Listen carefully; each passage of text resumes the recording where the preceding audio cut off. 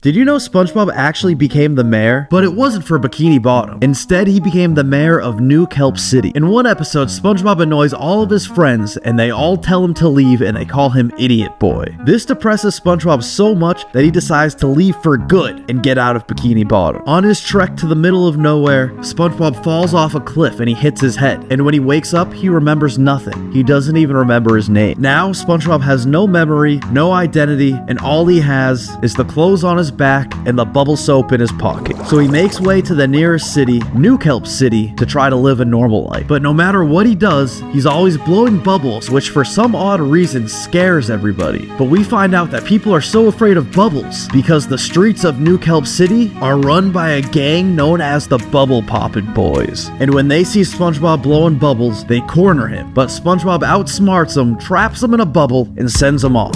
Now the people in the city are elated that they get to blow bubbles again. So much so that the mayor gives SpongeBob his position, making him the mayor of New Kelp City. SpongeBob's friends eventually catch wind of him becoming mayor and they track him down because Mr. Krabs promised him a fancy egg if he did it. And sure enough, Squidward drops his fancy egg immediately and it breaks on SpongeBob's head, which gives him his memory back. But SpongeBob is still hesitant to go back to his old life. But once he sees that New Kelp City is in ruin and everybody's blaming him and there's an angry mob forming, he decides he's better off as a fry cook.